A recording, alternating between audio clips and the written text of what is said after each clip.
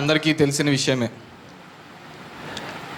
కాంగ్రెస్ ప్రభుత్వం జగన్మోహన్ రెడ్డి గారిని అక్రమంగా కేసులు పెట్టడం, ప్రజల దగ్గరికి వెళ్తాము, ఓదార్పు యాత్రకు వెళ్తాము అంటే అడ్డుకోవడము, దానిలో ధిక్కరించినందుకు 16 నెలల పాటు జైల్లో పెట్టడము, తర్వాత రావడము, వచ్చిన తర్వాత ఈ పార్టీ యొక్క ప్రస్థానం ఎలా జరిగింది, ఏ విధంగా జరిగింది అనేది మనం అందరికీ తెలుసు.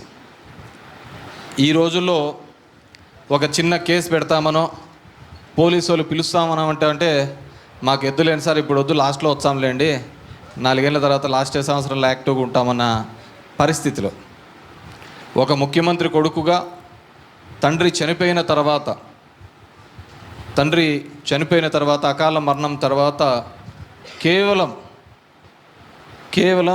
చెప్పిన మాట కోసం సిద్ధాంతం కోసం కాంగ్రెస్ పార్టీని వదిలి ఒక పార్టీని వ్యవస్థను చేసి ఇన్ని కష్టాలు పడి ముందుకు తీసుకొని పోవడం జరిగింది. ఎందుకంటే చంద్రబాబు నాయుడు మామూలు వ్యక్తి కాదు, కుతంత్రాలతో నిండిన వ్యక్తి. నేరుగా ఎప్పుడు ఫైట్ చేయలేడు. చంద్రబాబు నాయుడు గారు సింగిల్గా పోటీ చేసి గెలిచిన దాఖలాలే లేవు. ఎవరో ఒకరు భుజాలు ఎత్తుకొని పోతా అంటేనే కానీ పార్టీని నడిపించలేని పరిస్థితులలో చంద్రబాబు నాయుడు. అలా కాకుండా ఒక 36 ఏళ్ళ యువకుడు,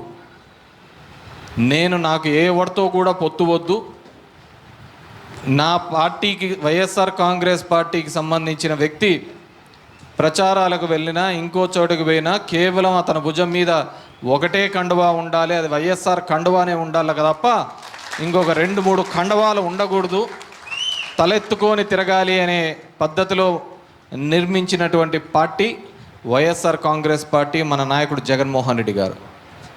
ఇది చాలా అరుదైన పరిస్థితి. నాకు తెలిసి 3 ఎలక్షన్స్లు ఎవరితోనూ పొత్తు పెట్టుకోకుండా నడిపించిన పార్టీ ఈ దేశంలోనే, ఈ రాష్ట్రంలో కాదు, ఈ దేశంలోనే ఒంటరిగా పోయిన పార్టీ ఏదైనా ఉంది అంటే అది కేవలం ఒక వైఎస్ఆర్ కాంగ్రెస్ పార్టీ, జగన్మోహన్ రెడ్డి గారు. పార్టీ సంస్థాగతంగా ఎప్పుడు కూడా ఇంత పటిష్టంగా మళ్ళీ తయారు చేసుకోలేదు. ఓటర్లు ఉన్నారు, జనాలకు మేలు చేస్తే చాలు అనే ఒక ఆలోచన చేస్తూ పోయినాడు. కానీ జగన్మోహన్ రెడ్డి గారు కార్యకర్తలను అందరినీ కూడా ఏకదాటి మీదకి తీసుకొని పోయి చేయాలనే కార్యక్రమం గతంలో ఎప్పుడూ జరగలేదు. అది ఇప్పుడు మాత్రమే జరుగుతోంది. ఆ సంస్థాగతంగా దగ్గర ఈరోజు మెంబర్షిప్ కాదు ఇది చేసేది, చురుకుగా ఉండి పార్టీ క్యాడర్ మాత్రమే 18 లక్షల మందిని ఈరోజు వైఎస్ఆర్ కాంగ్రెస్ పార్టీ తయారు చేసింది. మిగతా పార్టీలు ఉన్నాయి, ఏదైనా సభ్యత్వాలు ఇవన్నీ కానీ అంటే స్టోర్ బియ్యం కాడికి వచ్చే నువ్వు అది చేయొచ్చనే కానీ స్టోర్ బియ్యం అని చెప్పి సభ్యత్వాలు చేసుకుంటున్నాడు. 60 లక్షలు 70 లక్షలు చూపించుకుంటూ పోతున్నారు. 60 లక్షలు 70 లక్షలకు సభ్యత్వాలు ఉన్న పార్టీలకు మళ్ళీ ఎన్ని శాతం ఓట్లు రావాలో అర్థం కాలేదు. కాబట్టి ఈరోజు మొట్టమొదటిసారిగా సంస్థాగతంగా పార్టీని నిర్మాణంలోకి చేస్తున్నాం. ఆ బలోపేతం దిశగానే ఎన్నో కమిటీలు వేయడం జరుగుతుంది, కార్యవర్గాలు వేయడం జరుగుతుంది. కాబట్టి మనం అందరము కూడా ఈ కార్యక్రమాల్లో చురుగ్గా పాల్గొనాలి. పార్టీ కోసం మహానిషులు ఫైట్ చేస్తూ ఉండాలి ఎక్కడే కానీ. ఎందుకంటే మన పార్టీ ఎక్కడా తప్పు చేయలేదు. ఇచ్చిన ప్రతి హామీని నిలబెట్టుకోలేనే ఒక ప్రయత్నం మాత్రమే చేసినాం. గతంలో ఎవరే కానీ ఈరోజు కూడా చంద్రబాబు నాయుడు చాలా హామీలు చెప్పినాడు, ఎప్పుడు నెరవేర్చలేదు. నెరవేర్చాలని కసి, చెప్పిన మాటను నిలబెట్టుకోవాలని ముందుకు పోయిన వారు ఎవరైనా ఉంటే జగన్మోహన్ రెడ్డి గారు మాత్రమే. మనం అందరం చూస్తూ ఉంటేవి ప్రతి నెల క్యాలెండర్ రూపంలో డబ్బులు పడుతూ ఉండేటివి. ఈ నెల ఇంత పడుతుంది, ఇది అని పిల్లల చదువు కోసం కావచ్చు, మహిళలను ఆర్థికంగా ముందుకు తీసుకొని పోవచ్చని. ఈ దేశంలో ఎక్కడా లేని విధంగా ఏకదాటిగా 31 లక్షల ఇంటి పట్టాలు ఇచ్చిన వాళ్ళు ఎవరైనా ఉన్నారు అంటే అది ఒక్క జగన్మోహన్ రెడ్డి గారు మాత్రమే, వైఎస్ఆర్ కాంగ్రెస్ పార్టీ మాత్రమే. ఈరోజు మొన్న చంద్రబాబు నాయుడు మొదలుపెట్టినాడు, ఇంతవరకు ఒక ఇల్లు మంజూరు చేయలే, కానీ వేరే వాళ్ళు ఇల్లు చేసిన దానికి పోయి నేను కొడుతున్నాడు. మన నియోజకవర్గంలోనే చూసుకోండి, ఈ దఫా 12,000 ఇట్లు ఇచ్చినాను పోయినసారి, అంతకుముందు 12,000 ఇండ్లు ఇచ్చినాను. ఊర్లు కట్టినాం. మనం కట్టేది ఇండ్లు కాదు కట్టినేది, ఊర్లు కట్టించినాం. దగ్గర ఇప్పుడు అవన్నీ చూస్తే ఒక 15,000 ఓటర్లకు తయారైన పరిస్థితికి తీసుకొని వచ్చినాం. ఎందుకంటే అది మన ధర్మం. దీంట్లో ఎక్కడ పార్టీలు చూడలే, దీంట్లో కులం చూడలే, మతం చూడలే, పార్టీలు చూడలే. ఆ విధంగా హెల్ప్ చేసుకుంటూ రావాలనే ఉద్దేశంతో చేసినా మన పార్టీ వాళ్ళు కూడా బాధపడినారు. అన్న వాళ్ళ కొందరికి రోడ్ల బిట్లు వచ్చినాయన్న మన వాళ్ళకి రాలేదున్నా అని చెప్పేసి.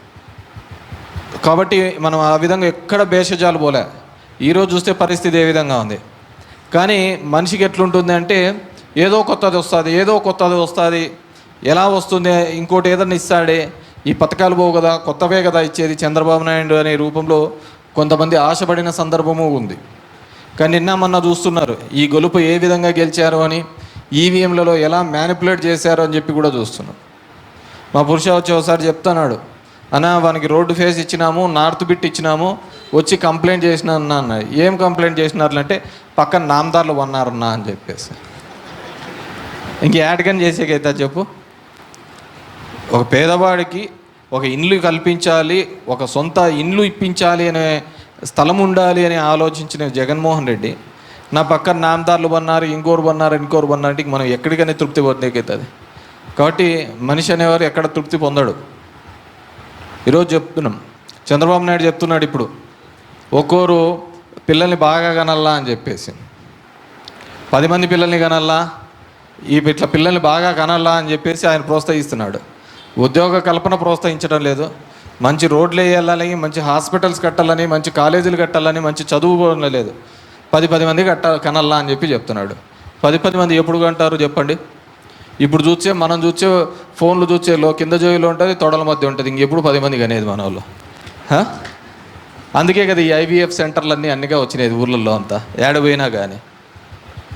అంటే ఏమి అవసరం, ఈ దేశానికి ఏం అవసరము, ఈ ప్రాంతానికి ఏం అవసరము అనేది కూడా అవసరం లే. ఇంతకుముందు పూర్వకాలంలో అయితే అలా 10 మంది ఎందుకు కంటూ ఉంటారు, ఆ ఊర్లో వాళ్ళది ఒక పెద్ద గుంపుగా కనపడాలని. ఆ రోజుల్లో ఇన్ని వ్యాక్సినేషన్స్ లేవు. పుట్టే పిల్లలు ఏ విధంగా అంటే ఆరోగ్యంగా పుడతారో లేదో అనే ఉద్దేశంతో ఇలా మల్టిపుల్ కారణాలతో ఉండేది. ఇప్పుడు మనం ఆలోచించండి, 10 మంది కనాలని ఒక పాతకాలంలో ఉన్నారంటే, ఇప్పుడు కాలంలో అయితే 25 తక్కువలో 7 పెళ్లి కావట్లేదు, అంతా 26, 27. ఏమన్నా 18 అయితే తీసుకొస్తే తప్ప, కానీ మిగతావన్నీ కూడా 25, 26 తర్వాత 10 ఏళ్ళు కన్నా అంటే 2 సంవత్సరాలకు తర్వాత ఒక పిల్లలు పుడితే ఆమె ఏ ప్రపంచమో చూడదు. ఇంకా హాస్పిటల్, ఇల్లు తప్ప ఇంకో ఏ ప్రపంచము 50 ఏళ్ళ వరకు చూసే ఇదే ఉండదు అనమాట. ఇట్లాంటివి చంద్రబాబు నాయుడు ప్రోత్సహిస్తూ వచ్చాడు. ఏం చేసేకైతే చెప్పు. మళ్ళీ తనేమైనా చేస్తున్నాడంటే లేదు. ఎవడో కనిపెట్టిన సెల్ ఫోన్ నాదంటాడు, ఇతను మాత్రం 2వ పిల్లలు 3వ పిల్లలు మాత్రం మనకందరికీ చెప్తుంటాడు, అతను మాత్రం చేయడు అనమాట. ఇట్లుంది ఈ దేశంలో. తాగడానికి మంచి నీళ్ళు ఉండవు, తాగడానికి పాలు మంచి కల్తీ పాలే, ఎక్కడ చూసినా కల్తీ పాలే. తినడానికి మంచి భోజనం ఉండదు, పీల్చడానికి మంచి గాలి ఉండదు. కానీ అందరినీ కనాలంటాడు, ఏం చేయాలో తెలియకుండా పోతాను. మొన్న చూసినాం, ఒక ఆమె కమరావతి చెప్పరా, ఇది అమరావతి కాదు కమరావతి అని పాపం రేణుకా చౌదరి పార్లమెంట్లో తొడగొట్టి మాట్లాడింది. తప్పేం లేదు ఆమె మాట్లాడింది, ఆడ ఉన్న పరిస్థితిని బట్టి ఆమె మాట్లాడింది. బాగానే ఉంది. నువ్వేదో డబ్బు ఉన్న 10 మంది కమరావతి గురించి, అమరావతిలో ఉండే వాళ్ళ గురించి మీరు మాట్లాడుతున్నారు. మా ఊర్లలో ఉన్నారు పాపం. వాళ్ళ పాపం ఇక్కడున్న రైతాంగము కానీ, ఇక్కడున్న జనాలకు కానీ, ఊర్లో ఉంటున్నామంటే పిల్లనిచ్చే వాళ్ళు లేరు. వ్యవసాయం చేస్తున్నామంటే మా గంటాపురం కావచ్చు, చెర్లోపల్లి కావచ్చు, నిడిగల్లు కావచ్చు, ఏకమాదంపల్లిలో కావచ్చు, ఇదే కమ్మ సోదరులకు పాపం పిల్లని ఇవ్వాలంటే ఎవరైనా కానీ ఊర్లో వ్యవసాయం చేసుకున్నామంటే ఇచ్చే పరిస్థితి లేదు. వాళ్ళు రాజమండ్రికో లేకుంటే కర్ణాటకకో పోయి ఆడ ఎదురుగా ఇచ్చి పెళ్లి చేసుకొని వచ్చి ఈడ పెట్టుకునే పరిస్థితి. మళ్ళీ వాళ్ళంతా కమ్మోళ్ళే కదా, వాళ్ళని ఏడ పెడతావా, అమరావతిలో పెడతావా, ఏడన్నా పెడతావా, లేదు వేరే దాంట్లో పెళ్లి చేసుకున్నాను రానివా. ఈ కులాల మీద మతాల పేరు మీద ఈ రాష్ట్రాన్ని, ఈ దేశాన్ని విభజించి పరిపాలిస్తున్నారు. మనం అందరం కూడా అప్రమత్తతో ఉండాలి. జరగబోయే దాన్ని అన్నింటినీ కూడా అంచనా వేసుకోవడమే రాజకీయం అంటే. భవిష్యత్తులో ఏ విధంగా జరుగుతోంది రాజకీయం, భవిష్యత్తులో ఏ విధంగా ఉండబోతోంది, చంద్రబాబు నాయుడు యొక్క కుట్రలు కుతంత్రాలు ఏ విధంగా అని చెప్పేసి. ఎందుకంటే ఇక్కడ ఉన్న వాళ్ళందరూ చాలామంది యంగ్స్టర్స్ ఉన్నారు. మీరు పోయి చూడండి, ఆర్టిఫిషియల్ ఇంటెలిజెన్స్లో కొట్టి అడగండి, ఏఐలో పోయి అడిగితే చెప్తాది చాట్ జీపీటీలో ఏంది నిజమేంది అబద్ధమేంది అని చెప్పేసి. ఎందుకంటే ఈ దేశ చరిత్రను కూడా తప్పుగా చూపించే ప్రయత్నాలు జరుగుతున్నాయి. ఈ రాష్ట్ర చరిత్రను కూడా తప్పుగా చూపించే ప్రయత్నాలు జరుగుతున్నాయి. చంద్రబాబు నాయుడు లాంటి వ్యక్తి చెప్తాడు, మీరు ఈరోజు గ్యాస్ మీద వండుతున్నారంటే నా పుణ్యమే అంటాడు. సెల్ ఫోన్ కనుక్కున్నాను అంటే అది నా పుణ్యమే అంటారు. ఏది జరిగినా నేను నా వల్లనే బతుకుతున్నారంటారు, నా వల్లనే అమెరికా పోయినారంటారు, నా వల్లనే మీరు అంతా ఉన్నారనే పద్ధతిలో మాట్లాడుతున్నారు. కానీ నీ వల్ల కాదు. నువ్వు ఉన్న ప్రతిసారి కూడా రాష్ట్రం అతపాతాళానికి పోతోంది, రాష్ట్రం అంధకారంలోకి పోతోంది. ఈరోజు పండించిన పంటకు గిట్టుబాటు ధర లేక రైతు అల్లాడుతున్నాడు. ఏ పంట చేసినా గిట్టుబాటు ధర లేదు. కానీ మన ఆయన ఏమంటాడు, అచ్చెన్నాయుడు, జగన్మోహన్ రెడ్డి అమరావతి దాని మీద కాల్చిపడేలా అనిపించింది నాకు అంటాడు. ఇక్కడ రైతులు చూస్తే అంత ఇబ్బందులు పడుతున్నాడు. ధర్మవరంలో చూస్తే 3 రోజులు 4 రోజులు ఒక చేనేత కార్మికుడు ఊరేసుకొని చనిపోతున్నాడు. వీటి గురించి మాట్లాడిచ్చేవాడు లేడు, వీళ్ళ గురించి సమాధానం చెప్పేవాడు లేడు. ఎందుకంటే ఆ గ్రౌండ్ లెవెల్లో ఏం జరుగుతుందో అనేది నాయకులకు పట్టదు. ఆ రోజు వచ్చామా, మతం మీద విభజిద్దామా, కులం మీద విభజిద్దామా, లేకుంటే ఈవీఎంలను మేనేజ్ చేద్దామా అనే ఒక ఆలోచనతో పోతున్నారే తప్ప ప్రజలకు ఏం కావాలి అనే దాని మీద ఖచ్చితంగా ఇప్పుడున్న ప్రభుత్వం వెనకడుగు వేస్తోంది. వాటిని ముందుకు తీసుకొని పోయే ప్రయత్నం చేయటం లేదు. జనంకి ఏం కావాలి అని ఆలోచించే పరిస్థితిలో ఈరోజు లేరు.